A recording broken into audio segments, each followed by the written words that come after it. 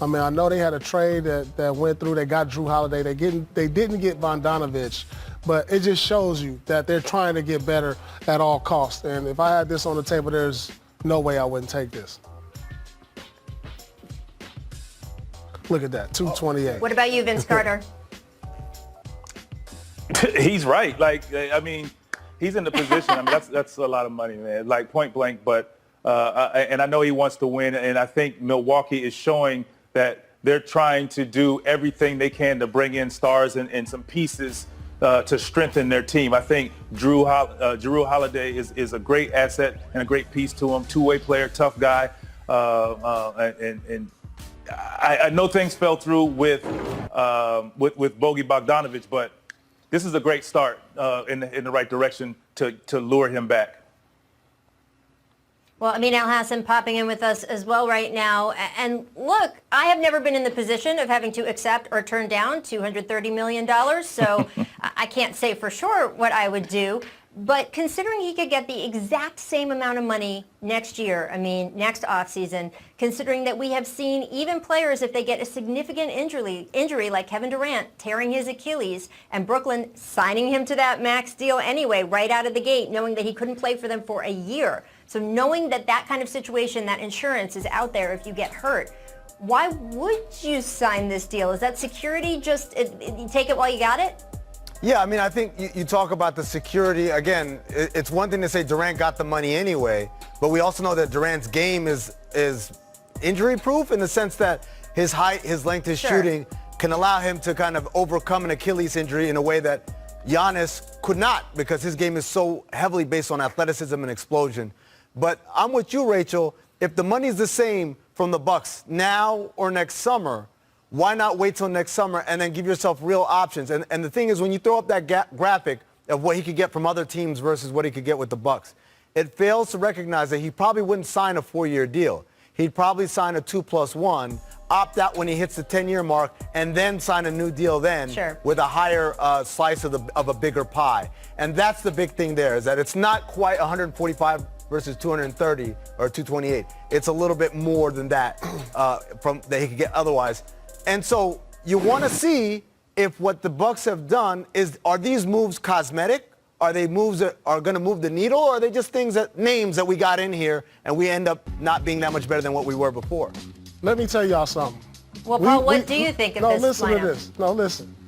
We're in an era right now. If you asked all the players in the league, would you rather have $230 million or a championship ring? I bet you 99% of them would say $230 million. Really? Take the money, secure the bag. Elite players. I mean, top 10 players. It don't matter. Every player in the league.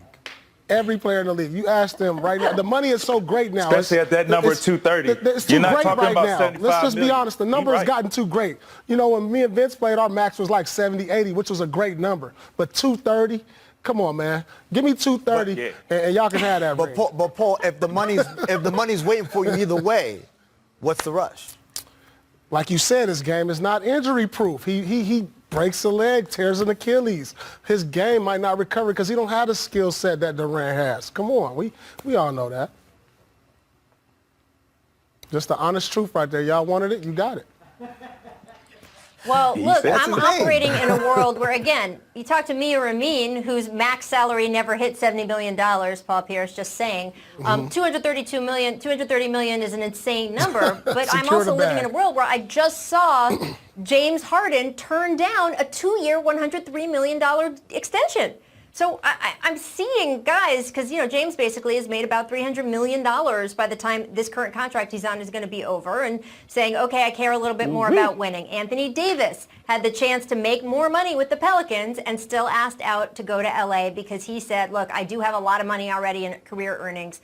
I care more about winning. So it's not unprecedented, but I will say that the Achilles injury or something like that, the threat of that is real, because we're seeing so many of these to key players. It's not just Kevin Durant.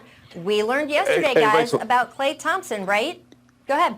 I will add to this, to that part. What Paul is what he's saying is, at the end, especially if you're a guy who's injury prone and you've had some injury that has put you out of contentions or just opportunities to win. With the most watched Twitter account in the universe today, Adrian Wojnarowski. Woj, what are your expectations for this free agency? Because it's pretty different from last year. It's a lot different from last year. Number one, it doesn't have the star power of last season. There's a lot less of an expectation that the big players here are going to do anything but either re-sign and stay where they are. You're going to see more extensions of some rookie extensions on some young stars in the league, and but there will be player movement, and I think you'll continue to see some trades in this window of time too.